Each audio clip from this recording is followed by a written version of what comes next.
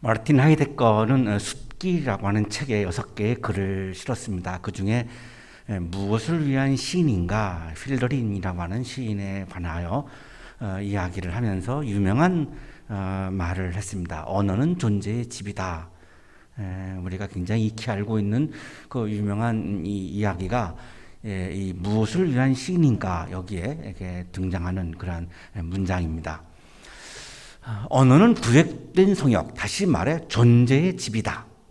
언어는 존재의 집이다. 우리가 존재하는 것은 언어에 존재한다. 언어가 없다면 내가 존재할 수 없다. 이런 의미죠. 조금 전에 우리 찬양을 해주신 우리 서강 씨가 지난 금요일 날 생일이었어요. 그죠? 지난 금요일 날 태어났는데,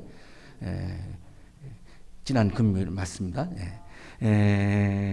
서강이라고 하는 언어가 없으면, 서강이라고 하는 이름이 없으면 지금 이렇게 존재할 수가 없고 제가 서강 씨라고 이름을 부를 수가 없습니다. 고유한 존재로 존재할 수가 없어요. 서강이라고 하는 언어와 서강이라고 하는 이름이 있기 때문에 서강으로 존재하는 거죠. 혜린 씨는 오늘 생일이신데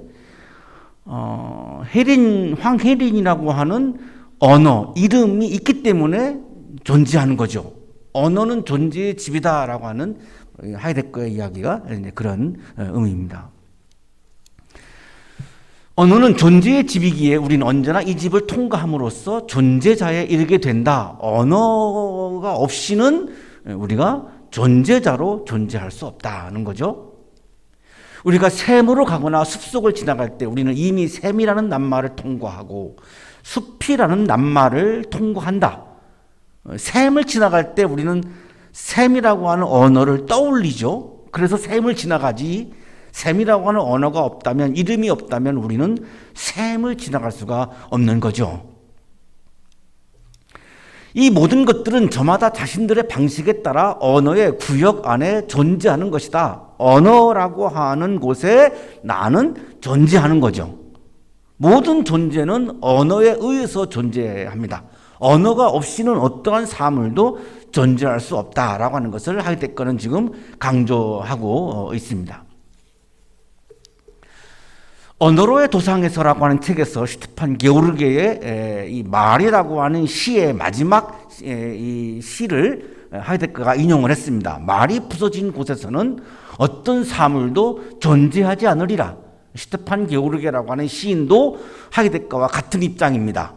말이 부서진 곳에서는 어떤 사물도 존재하지 않으리라. 언어가 없이는 존재할 수 없다. 라고 하는 같은 입장을 시로 이렇게 표현을 하고 있습니다. 언어는 존재가 드러나는 장소입니다. 존재는 그 언어 안에 거주합니다. 언어는 존재가 머무는 곳입니다. 언어를 통해서 그 존재가 드러나죠. 따뜻한 말을 하는 사람은 그 사람이 마음이 따뜻한 존재로 드러나죠. 상처를 주는 말을 하는 사람은 마음이 차가운 존재로 드러나죠. 이 언어를 숨길 수가 없습니다. 이 언어를 보면, 언어를 들어보면 그 사람의 존재가 그 언어를 통해서 드러나기 때문에 우리는 말을 들어보면 그 사람이 어떤 존재인지를 알게 됩니다. 언어로 존재가 드러나기 때문이죠. 언어는 존재의 소리입니다. 언어가 없으면 존재의 고유성이 사라지게 되죠. 자, 이제 중요한 대목에 이르렀습니다. 하나님은 어떻게 존재할까요? 하나님도 역시 마찬가지입니다. 언어로 존재합니다. 하나님도 소리로 존재하시고 말씀으로 존재하시죠. 하나님은 말씀을 통해서 우리에게 존재를 드러내십니다. 하나님은 소리를 통해서 하나님의 존재를 드러내시죠. 이 하나님의 소리는 말씀과 찬송 두 가지입니다. 하나님의 소리를 통해서 하나님의 존재를 우리에게 드러내시죠. 자, 그렇다면 우리가 하나님의 존재를 경험하는 통로는 분명해집니다. 우리가 하나님의 존재를 경험하는 통로는 하나님의 언어입니다. 우리가 하나님의 존재를 경험하는 통로는 하나님의 소리입니다. 우리가 하나님의 존재를 경험하는 통로는 하나님의 말씀입니다. 이 하나님의 언어, 하나님의 소리, 하나님의 말씀이 아닌 다른 채널로, 다른 통로로 하나님의 존재를 경험하는 것은 매우 위험합니다. 안정적이지가 않습니다. 그건 굉장히 개인의 어떤 감정에 치우쳐서 생겨나는 현상일 수도 있고, 그 개인만의 독특한 그런 경험일 수도 있고, 보편적인 경험이라고 말할 수는 없습니다. 보편적으로 우리가 하나님의 존재를 경험하는 통로는 하나님의 언어, 하나님의 소리, 하나님의 말씀인 거죠. 하나님은 어떻게 존재하실까요? 말씀으로 존재하는 겁니다.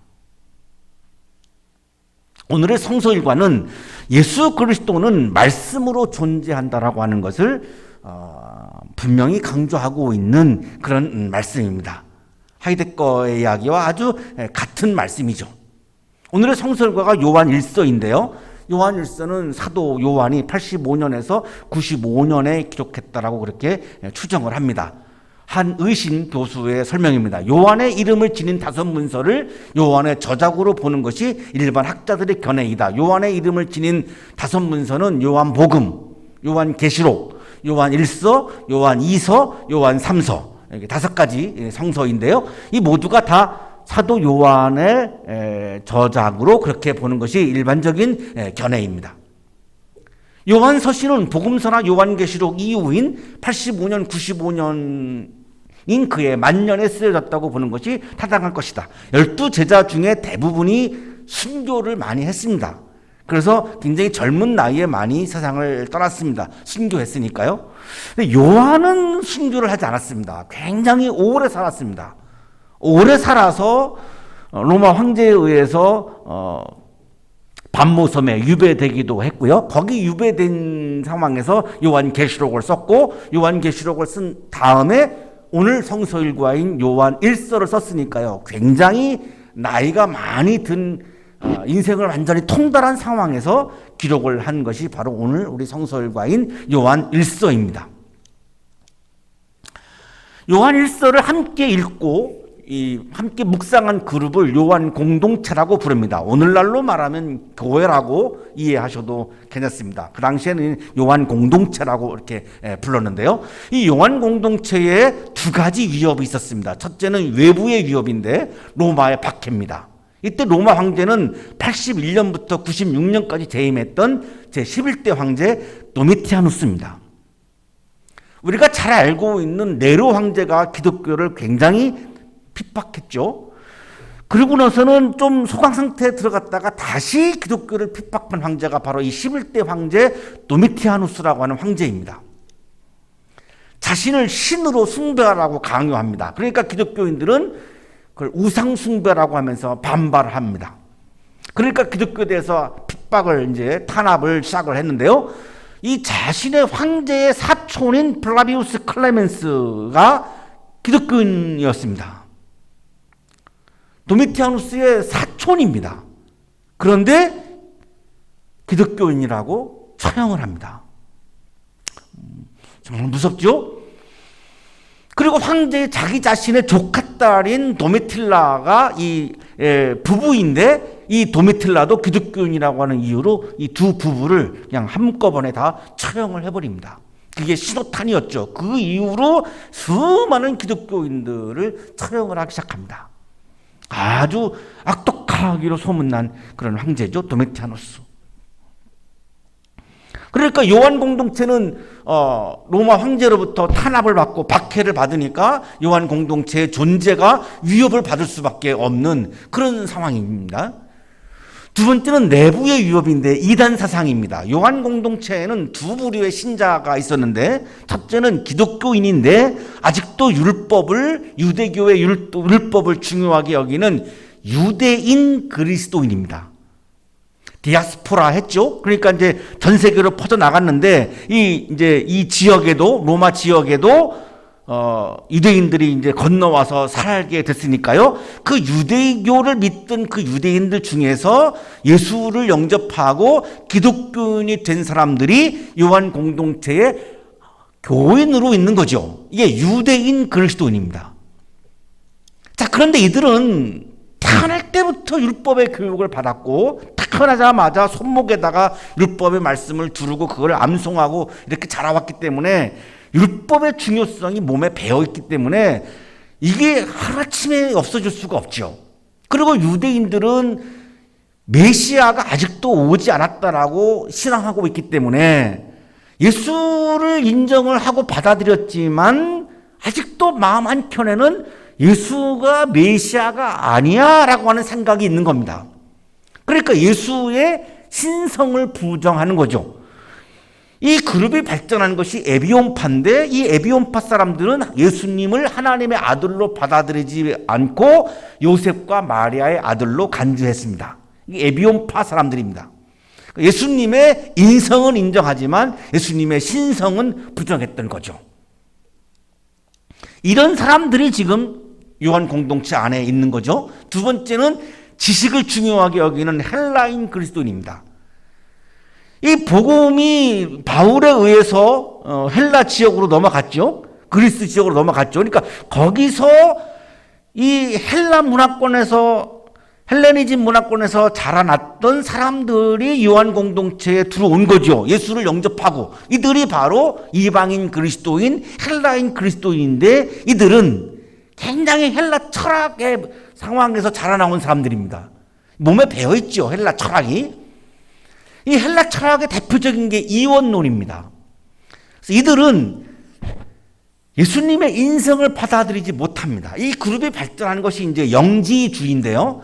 이원론의 근거에서 그리스도는 신적인 존재이고 예수는 인간인데 이 신과 인간이 하나가 될 수가 없다. 그래서 인카네이션 성육신을 부정합니다. 그리스도가 하나님이 인간의 몸으로 성육신한 것이 아니고 천상의 그리스도가 예수라고 하는 인간에게 이렇게 임재한 거지 이 그리스도가 예수와 같은 존재가 아니다. 왜? 육신은 더러운 존재이고 악한 존재이기 때문에 그리스도가 더러운 몸이 될 수가 없다. 이래서 성육신을 부정을 하죠. 이게 이제 발전해서 가연설이 나오게 되는데요. 가연설이란 그리스도께서 실제로 육신을 가진 인간이 되신 것이 아니라 사람이 되신 것처럼 보였다. 가현, 가짜로 이렇게 보였다 하는 거죠. 예수와 그리스도는 별개의 존재라는 거죠. 그래서 그리스도는 신적 존재이지 인간이 아니다. 그래서 예수의 인성을 부정했던 사람들이 헬라파 그리스도인들이고 이들이 이제 영지주의자들이고 가연설을 주장했던 사람들입니다. 자, 여기서 이제 예수님의 신성을 부정하는 사람들, 예수님의 인성을 부정하는 사람들이 바로 이단 사상을 소유한 사람들인데 이거를 퍼뜨린 사람들을 거짓 교사라고 불렀습니다. 이 거짓 교사들에 의해서 요한 공동체에 혼란이 일어나고 분열이 일어난 거죠. 그러다가 요한 공동체에 분열을 일으키고 혼란을 일으키고 나서 이 사람들이 공동체에서 나간 것으로 보입니다. 그 근거가 요한일서 2장 19절에 나옵니다. 그들이 우리에게서 갔지만 거짓 교사들이 요한 공동체의 이단 사상을 통해서 막 어지럽혀 놓고 나갔다는 거죠. 나갈 때 그냥 나가겠습니까? 사람들을 데리고 나가죠. 그러니까 요한 공동체는 이런 내부의 이단 사상, 거짓 교사들에 의해서 굉장히 존재의 위협을 받을 수밖에 없는 거죠. 그들은 우리에게 속한 자들이 아니었습니다. 그들이 우리에게 속한 자들이었다면 그들은 우리와 함께 그대로 남아 있었을 것입니다. 그 거짓 교사들은 이단 사상을 소유한 사람들은 처음부터 예수 그리스도에게 속한 사람들이 아니었다라고 지금 말씀하고 있는 거죠. 성서학자 중에 그래서 이 거짓 교사들이 로마 제국과 결탁했을 수도 있을 것이다 라고 지금 추측을 하고 연구를 진행하는 그런 성서학자들도 있습니다. 굉장히 개연성이 있어 보이는데요. 자, 요한은 이러한 외부의 위협과 내부의 위협의 상황에서 신앙을 지켜야 했던 그리스도인들을 격려하고 기쁨이 충만하게 하기 위해서 요한 1서를 기록을 했습니다. 오늘의 성설과 이렇게 시작합니다. 1장 1절이죠. 이 글은, 요한 1서는 생명의 말씀에 관한 것입니다. 이 생명의 말씀은 태초부터 계신 것이요. 자, 여기서부터 좀 어색하죠? 생명의 말씀이 계셨다? 그러면 말씀은 인격이죠. 존칭어를 썼으니까요. 이 생명의 말씀은 태초부터 계신 것이요. 이 생명의 말씀은 예수 그리스도를 지칭하고 있는 겁니다. 예수님이 어떻게 존재합니까? 말씀으로 존재하는 거죠. 언제부터요? 태초부터요. 인간의 몸으로 성육신하신 나사렛 예수 그 이전부터, 언제부터? 태초부터. 어떻게 존재했느냐? 예수님은 말씀으로 존재했다는 겁니다. 그 말씀으로 존재했다라고 하는 것을 선제성이라고 부르는데요. 말씀으로 존재하다가 인간의 몸을 입고 이 땅에 내려오신 것이 바로 예수 그리스도다라고 하는 겁니다. 원래는 말씀으로 존재했다는 거죠. 우리가 들은 것이요, 우리가 눈으로 본 것이요, 우리가 지켜본 것이요, 우리가 손으로 만져본 겁니다. 예수 그리스도는 말씀이라고 강조하고 있습니다. 예수 그리스도는 말씀으로 존재하는 거죠. 그러면 우리가 말씀의 세계로 들어가지 않고서는, 말씀을 듣지 않고는 예수님을 만날 방법이 없는 거죠. 우리는 예수 그리스도의 말씀을 통해서 예수님의 존재를 경험할 수 있는 겁니다. 예수 그리스도를 만나야 내가 그리스도인으로서 존재할 수 있는데, 예수 그리스도를 어떻게 만날 거냐? 눈앞에 보이지도 않는데 어떻게 만날 거냐? 예수 그리스도는 말씀으로 존재하기 때문에 말씀의 세계로 들어가야만 내가 예수 그리스도를 만날 수 있음을 지금 강조하고 있는 거죠. 예수 그리스도는 말씀으로 존재하는데 어떤 말씀으로 존재하냐면 생명의 말씀으로 존재합니다. 예수 그리스도는 생명을 살리시는 말씀으로 존재합니다. 생명을 죽이는 말이 있고 생명을 살리는 말이 있죠.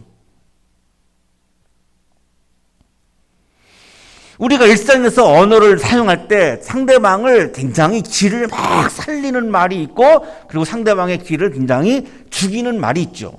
서강 씨가 오늘 찬양을 했는데 하고 나서 그걸 연주라고 했냐고 내가 그렇게 해버리면 그건 죽이는 말이죠. 오늘 너무나 감동받았다고. 저는 오늘 후자였어요. 솔직하게. 예. 1학년 때하고는 비교가 되지 않을 정도로 굉장히 성장했네요. 예. 소리가 아주 1학년 때하고 너무 달라요. 너무 감동받았어요. 이런 말을 들으면 굉장히 기가 살죠. 예수님의 말씀은 생명을 살리는 말이지 생명을 죽이는 말이 아니라는 거예요. 그렇다면 예수 그리스도의 말씀을 통해서 우리는 살아있는 생명을 얻게 되는 거죠. 생명을 얻게 되는 거죠. 생명이신 말씀은, 생명의 말씀이신 예수 그리스도는 태초부터 계셨다는 거예요. 이거의 선제성인데요. 육신으로 이 세상에 오시기 전에 태초부터 말씀으로 존재했던 거예요. 예수는 말씀이었던 거예요. 요한은 예수 그리스도의 신성을 부정하는 유대인 그리스도인들, 아까 우리가 봤죠? 에비온파 사람들, 예수님의 신성을 부정했죠. 유대인들은. 자, 이들을 겨냥하고 있는 거죠. 예수님은 이 땅에 오시기 전부터 계셨어. 언제부터? 태초부터. 아니, 몸이 없는데 어떻게 존재해? 말씀으로 존재했어. 그러니 그건 뭐야? 신성이야.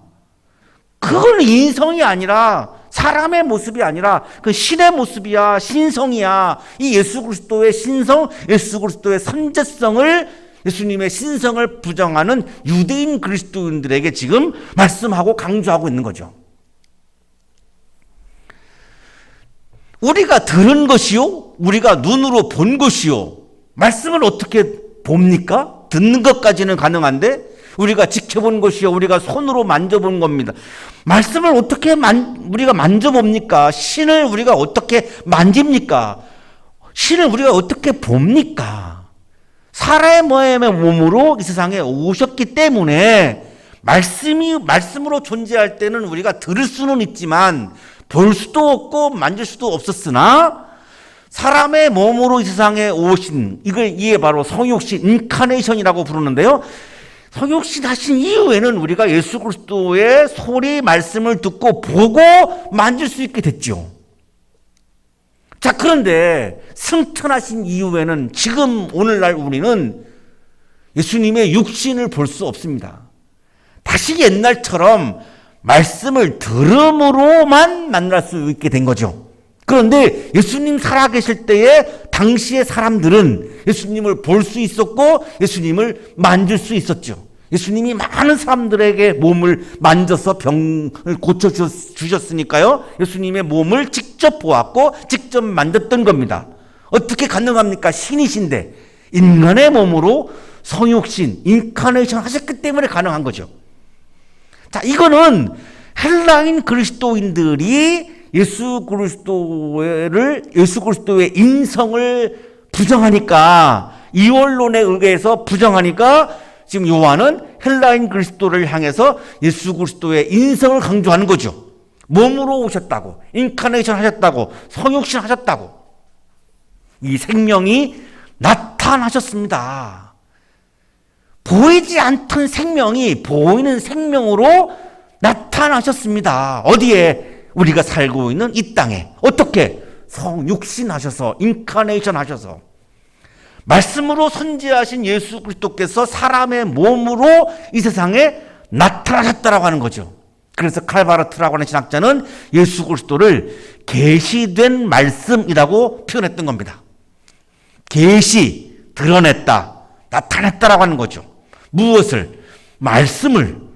본인이 말씀으로 존재했었는데 그거를 이 땅의 사람들에게 나타내셨다, 계시하셨다는 거죠. 이게 바로 이 말씀이죠. 이 생명이 나타나셨습니다. 우리는 그것을 보았습니다.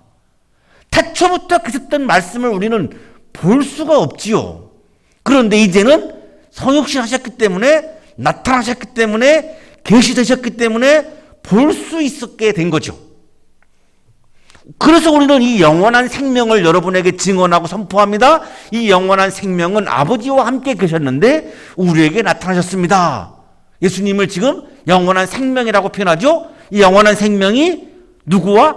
하나님 아버지와 태초부터 함께 계셨는데, 이게 선대성이죠. 그랬는데 지금은 우리에게 나타나셨습니다. 인카네이션이죠.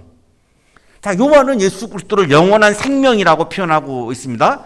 영원한 생명은 생명의 길이에 대한 말씀이 아니라 생명의 성격에 대한 말씀입니다. 신적 생명을 의미하는 거죠.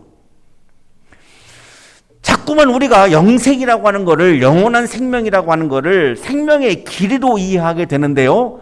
자, 여기서 지금 영원한 생명은 생명의 길이를 말하는 게 아니고 생명의 성격, 신적 생명, 신이 가지고 있는 생명, 하나님의 생명, 예수의 생명을 의미하는 겁니다.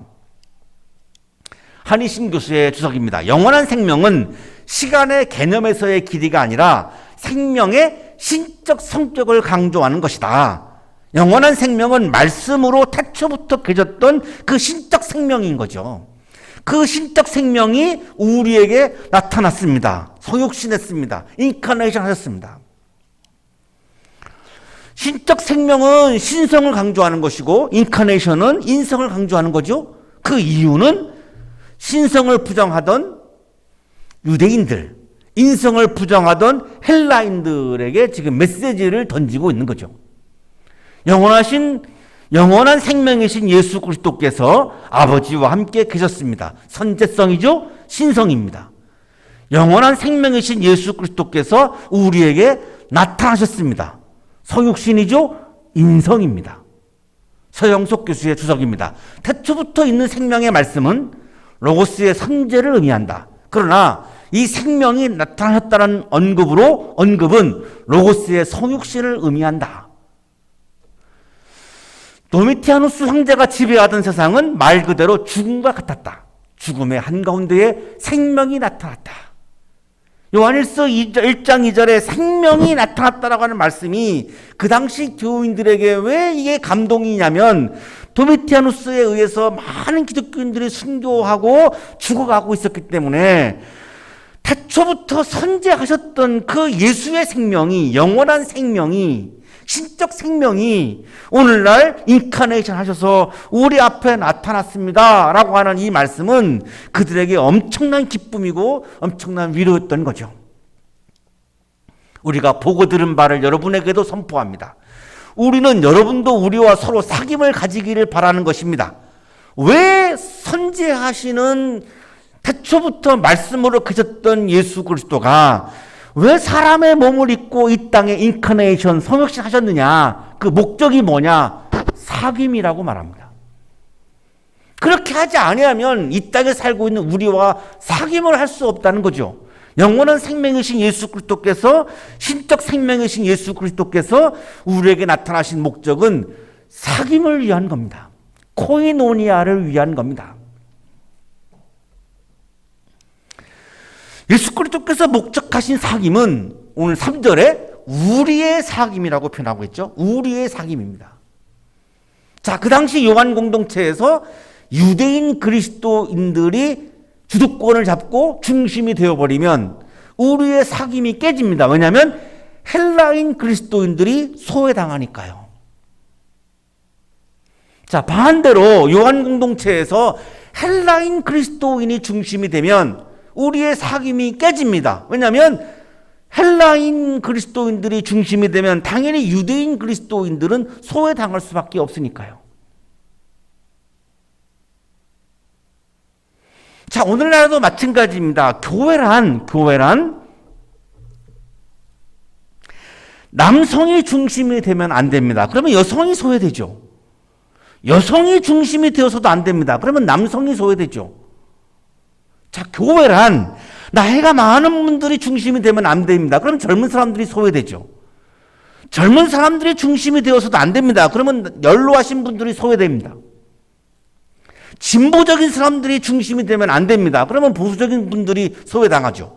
보수적인 분들이 중심이 되어도 안 됩니다. 그러면 진보적인 분들이 소외당합니다. 자, 교회란 나도 너도 중심이 되면 안 되는 곳이 교회입니다. 예수 그리스도가 중심이 될 때에 우리의 사귐이 가능하지, 어느 한쪽이 중심이 되어버리면 우리의 사귐은 깨집니다. 그러면 예수 그리스도가, 선제하셨던 예수 그리스도가 이 땅에 사람의 몸을 입고 오신 목적이 다 의미가 상실되어 버립니다.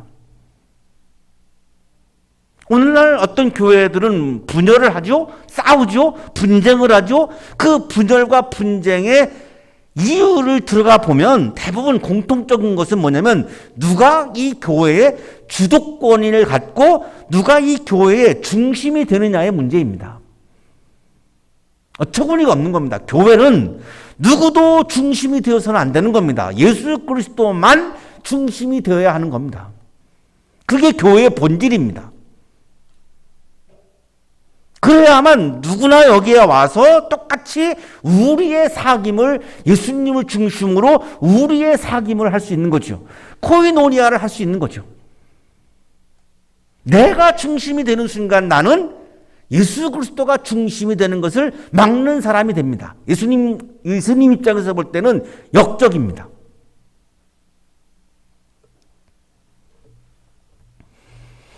그래서 지금 요한은 헬라파 그리스도인들과 유대인 그리스도인 사이에 주도권을 가지고 굉장히 교회가 혼란스럽고 싸움이 일어났었기 때문에 이 사귐을 강조하면서 우리의 사귐이라고 하는 단어를 강조하고 있는 거죠. 그 우리의 사귐이 가능해지려면 예수 그리스도가 요한 공동체의, 교회의 중심이 되어야 함을 강조하고 있는 겁니다. 우리가 이 글을 쓰는 것은 우리 서로의 기쁨이 차고 넘치게 하는 것입니다. 왜 교제를 하죠? 교제하면 기쁨이 넘치기 때문에. 어떤 기쁨인가요? 우리의 기쁨입니다. 나의 기쁨이 아닙니다. 내가 중심이 되면 나는 기쁘죠. 다른 사람들은 다 슬픕니다. 그러면 우리의 기쁨이 가능해지는 방법은 뭡니까? 내가 중심이 되려고 하는 것을 절제하는 거죠. 그리고 예수 그리스도가 중심이 되시도록 하는 거죠. 그래야 그 교회에 속해 있는 모든 구성원들이 우리의 기쁨을 누릴 수 있는 거죠. 예수와 함께하는 기쁨, 그걸 우리는 영적인 기쁨이라고 부르고 하나님 나라의 기쁨이라고 부릅니다. 모든 사람들이 교회에 와서 그 예수와 내가 함께하는, 예수와 하나 되는, 예수와 교제하는 영적인 기쁨이 충만하게 되죠. 그 기쁨이 차고 넘칠 때에 세상에서 오는 아픔과 어려움들을 그 주님과 함께하는 영적인 기쁨으로 이겨낼 수 있는 거죠. 그것이 신앙의 기쁨입니다. 그것이 교회의 기쁨입니다.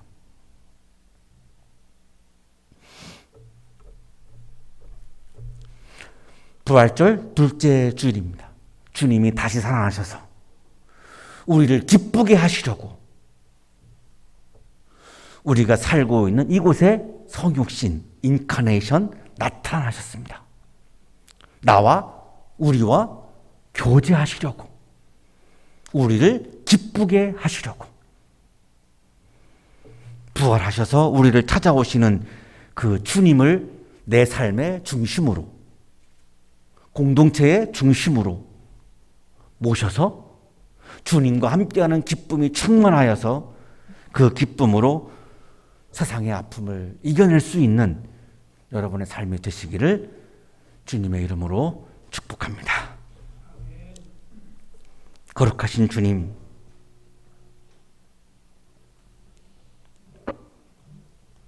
내가 중심이 되려고 하는 마음을 내려놓게 하시고 예수 그리스도를 중심에 모시고 예수님과 교제하는, 예수님과 함께하는 그 영적인 기쁨으로 세상의 아픔을 이겨내는 그리스도인으로 살아가게 하여 주옵소서. 예수 그리스도의 이름으로 기도하옵나이다. 아멘.